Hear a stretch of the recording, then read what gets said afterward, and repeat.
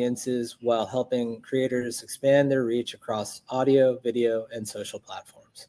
As podcast advertising continues to mature and brands increasingly seek trusted creator relationships and measurable results, we believe PodcastOne remains well positioned to capitalize on these long-term industry trends through our diversified content portfolio, expanding creator network, and technology-enabled platform. Now I'd like to turn the call over to Craig to review our financial results. Thank you, Kit. As a reminder, our fiscal year 2027 began on April 1st. Revenue in our first quarter of fiscal 2027 was a record $16.1 million.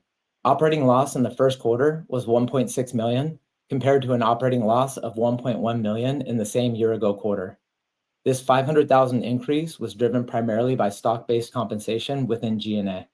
Net loss for the first quarter was $1.6 million, or negative 5 cents per basic and diluted share, compared to a net loss of $1.1 million, or negative 4 cents per share in the same year-ago quarter. Adjusted EBITDA for the quarter was positive $1.6 million, compared to $580,000 in the same year-ago quarter, driven by revenue growth and contribution margin improvement. We ended the quarter with $7 million in cash and cash equivalents and no debt on the balance sheet. With that, I'll turn the call back over to you, Kit. Thanks, Craig. We are pleased with the momentum we've carried into fiscal 2027 and remain very optimistic about the opportunities ahead for PodcastOne and the broader podcast industry. Podcasting continues to evolve rapidly, and we believe the opportunity extends well beyond traditional audio. Video is becoming an increasingly important part of podcast discovery and consumption, while major media and technology companies continue investing in creator-led content and premium intellectual property. As that ecosystem expands, we see significant opportunities to extend the reach and value of the content we developed across additional platforms and formats. We are also seeing continued strategic activity across the broader media landscape, with major companies making significant investments in creator-led businesses, content, and intellectual property. These transactions reinforce the value being placed on premium content, engaged audiences, and the data and relationships that come with them. Under Steve Lehman's leadership, we continue to evaluate opportunities that can strengthen our platform, expand our creator offerings, and create long-term shareholder value. At PodcastOne, we believe the next phase of growth is about more than simply adding podcasts to our network.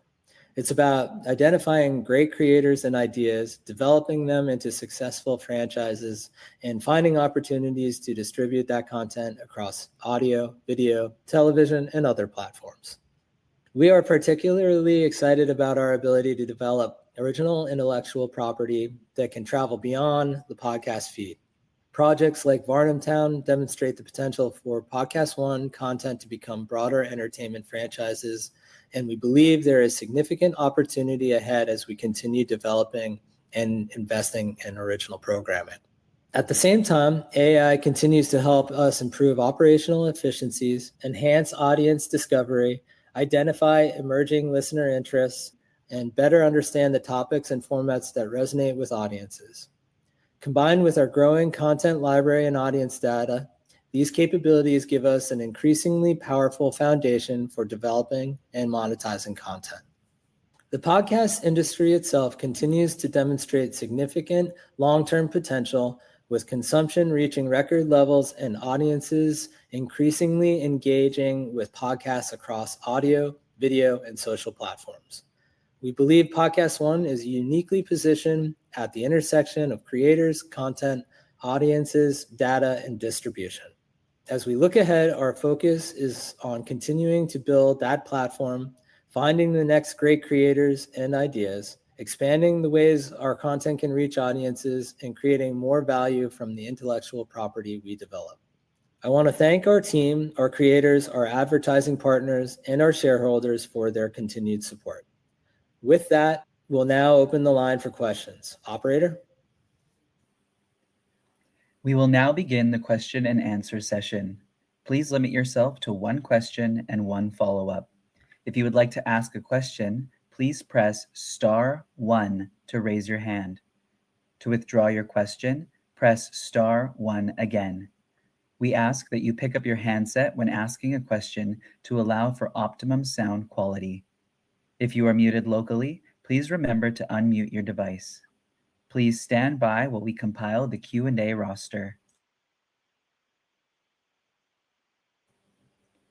Your first question comes from the line of Barry Sine with Lichterfield Hills Research. Your line is open. Please go ahead. Afternoon. Wanted to touch on the topic of video on podcasts, adding a video instead of just audio. I know that's a pretty significant trend. Kit, maybe you could tell us, where you stand on that, how much of your content is now also produced in video format. If you could tick off some of the major talents that are available in video, and what has been the reception of that through some of your distribution partners. Hey, Barry. Good afternoon. Good morning. Thank you, everyone, for the questions today and the time. I appreciate it. Yeah, video is a huge part of what we're doing, not only at PodcastOne, but in the medium. It's widely accepted. It's huge for discovery, leading with YouTube. Their YouTube AdSense revenue generation model has helped us out quite a bit for some of our shows, specifically, Adam Carolla has a big audience on his YouTube channel. Some more news guys do as well. Stassi and others in our network have really significant, audio views, or video views, even beyond just YouTube now. I mean, Stassi, whose television show just relaunched on Hulu just this last month, where she references her podcast quite often, is also featured on Netflix now too.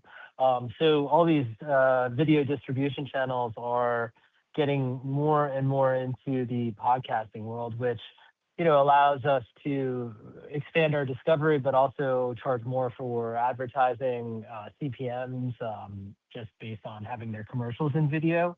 In many of our shows, if you watch them now, the commercials are hosts done, but with video and with product, which allows us to charge great CPMs and advertisers see amazing results. So video is a huge part of what we do, and specifically in the discovery side of it, these short clips, whether it's on YouTube or Instagram or TikTok, it's great for us to clip 2-3 minute segments of the podcast to promote the shows, make them sponsorable. All of that adds to what we do. That's very helpful. And then my follow-up is more on advertising revenue. So you recently jumped up to the number 6 ranking in the PodTrack rankings. Congratulations on that. What does that mean for Sue McNamara and her sales team, and then also for programmatic? And how has advertiser willingness to use podcasts for their advertising changed over the last year? Is the perception changing and improving? Yeah, I mean, I'll answer the last part first.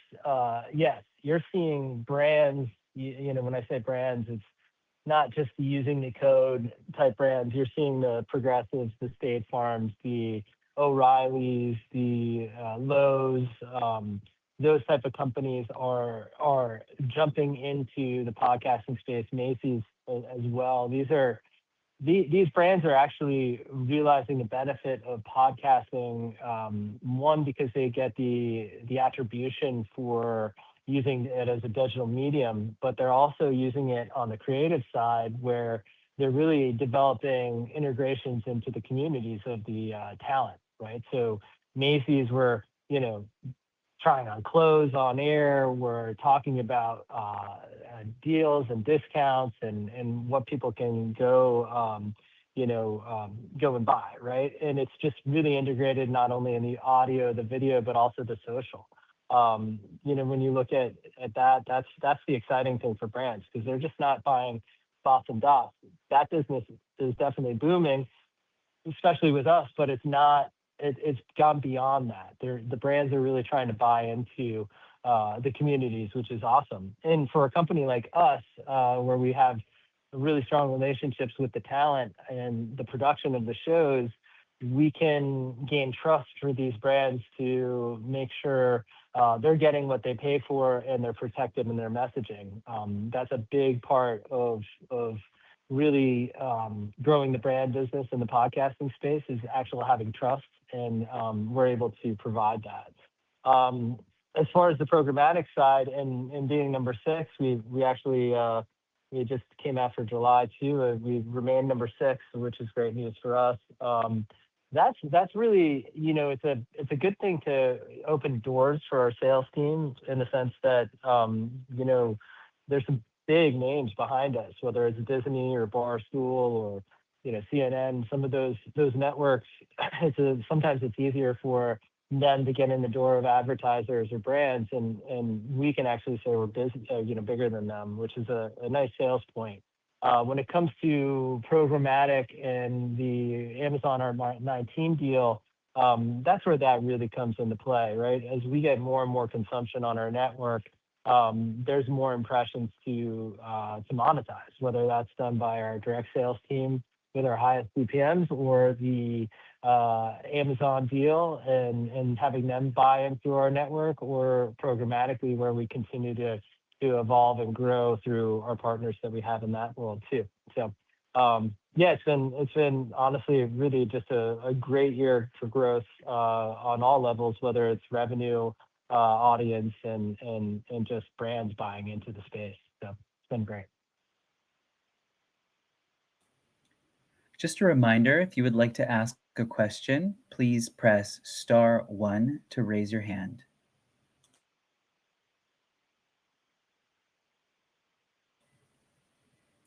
Your next question comes from the line of Barry Sine with Lichtenfeld Hills Research. Your line is open. Please go ahead. Hey, that's not a mistake. I limited myself and then jumped back in the queue, but I guess I am the next one. Had one more question, Kit. On the Live One call, Rob mentioned the Netflix, and I haven't seen a separate press release.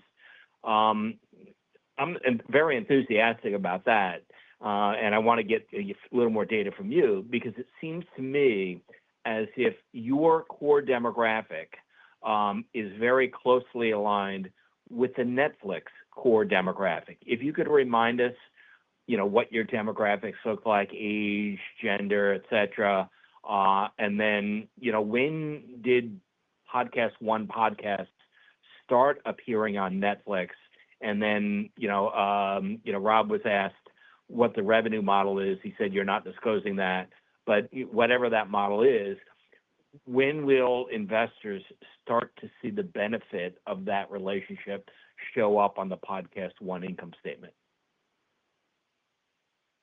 Yeah, so the Netflix got into podcasting, I don't know, maybe 6 months ago, maybe a little bit longer, if I had to guess. Stassi is our lead pony in that world. She's a great personality, great. She comes from the Vanderpump world. If you guys don't know, Barry, I know you are well versed in Vanderpump, so you've got this down. But she is a superstar and just an amazing talent. Her show on Hulu has gotten picked up. This is the 2nd season. It's fantastic. She's really fun. So her podcast going on Netflix just made a lot of sense. We worked with her agent to get that show up there, and really the benefit is discovery, and we are running commercials in there, right? So when I go to Macy's, I say, all right, well, Stassi is not only going to have it in her video audio world, but she's also going to have that in the Netflix distribution as well. So you're going to see premium rates because of that, and growth of the shows, right? So it's great. It's just another big company. You've got the YouTubes, you've got the Amazons, the Spotifys, the XM Sirius is just jumping in full throttle in podcasts, and now you see Netflix, you see You got Disney is doing some stuff too now. I think these distribution channels are going to be just additive to podcasting, just growing as a medium and a distribution channel for advertisers. So you'll start to see that. You're seeing it in her show in terms of revenue and getting premium rates. So we'll continue that relationship and continue to charge forward with some other shows getting on there and some of the other platforms I just mentioned. So just to follow up on that, if you could remind us what your demographics look like. I have a sense of what Netflix look like. Yeah. And then it sounded as if that's the only podcast you have on Netflix. What about adding other podcasts to Netflix?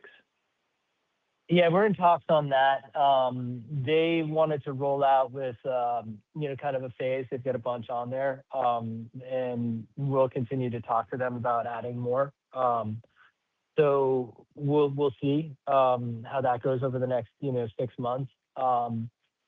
We picked up one of the shows with Billy Corgan, and if you guys know Billy from his days with Smashing Pumpkins, take a look at his video on YouTube and how amazing it is. It's a really cool set, and he's a very cool, interesting guy that has amazing interviews, and it just fits. So I think you're going to see more and more of that type of stuff over the next 6 to 12 months. As far as our demographics, when I created the company, I really wanted to be agnostic on that. I wanted to be able to really fill out any RFP an advertiser would have with a group of shows that hit any demo. So yes, we I think probably the most of our consumption comes in the female 25-44 range. True crimes, the Stasis, the Caitlyns, the Lady Gangs, the pop apologists, those guys for sure are a big part of what we're doing. But you're seeing growth in the older demographics, and you'll see the people like Adam Carolla, Jordan Harbinger, Brendan Schaub really round out the male 25-54 demo, and in some cases even higher, right? I mean, we're all getting older. Adam is still chugging along and doing great with his podcast and just building that and having new distribution channels as he's on XM Sirius with Megyn Kelly's network, and you're going to see an older demographic there as Adam gets older and his audience gets older, but we're still getting a lot of advertisers in and a lot of consumption, and that's great. We can kind of fill out that demographic when we go to RFPs as well. Your next question comes from the line of Leo Carpio with Joseph Gunnar. Your line is open. Please go ahead. Hey, good afternoon, Kit. A couple of quick questions on the quarter. In terms of the M&A opportunities, are there still any platforms available for you to pick up here at this stage, or more you're focused on the organic growth, monetizing, IP creation, and developing talent at this point? Yeah. Hey, Leo, good to hear from you. To answer your question, we're doing it all, right? It's the main part of the business is either acquiring existing shows with an audience, growing them, monetizing them, doing more with them. That's a big part of what we do. We're launching our own shows with our own IP, and growing them and monetizing them is a big part of what we're doing, and talking about the different distribution channels. That's a big part of our business. But when we look at M&A, yes. I mean, I was on a call yesterday with Steve, and we've got other things that we're talking about constantly. Those are interesting. There's more and more companies with great opportunities and great ideas, whether that's representing podcasts, expanding the paywall world, or technology. That's going to be an important thing over the next year. I think there's going to be a lot of acquisition deals out there. I know that a lot of different companies are being approached by some of the bigger groups, and then a bunch of the smaller companies are talking to other small companies that complement each other quite well. And I think you're going to see acquisitions not only with PodcastOne, but I think you're going to see acquisitions throughout the industry over the next 6 to 12 months, for sure. Okay, and a quick housekeeping question. Can you remind us how your revenue, the seasonality in your revenue in terms of how it progresses through the calendar year, in terms of which quarters are strong versus which are a little softer? Yeah, obviously we had a really good quarter last quarter. Best I think ever that we've ever done, which is tremendous. Summertime usually a little bit slow. Slower because people are on the beach, people are enjoying families and stuff like that. But as school gets back into gear and people get back to work over the next 30 days, you're going to start to see more consumption of podcasts. As calendar year Q4 rolls up, that's always our biggest quarter. So that's typically how it works. There are no further questions at this time. I will now turn the call back to Kit Gray for closing remarks. All right. Well, thank you everyone for your time today. I really appreciate it. We are extremely happy with where the year ended, where the quarter is, and where the team is headed moving forward. Super excited about some of the projects that we got a chance to talk about a little bit this morning. Please keep an eye on us as you move forward, and keep watching us. We're launching some great projects and some great shows. I hope you guys get to enjoy them. But looking forward to you guys, and looking forward to another great year at PodcastOne. Thank you very much for all your support, all our shareholders' support, and of course the team at PodcastOne and LiveOne. Thank you very much. This concludes today's call. Thank you for attending.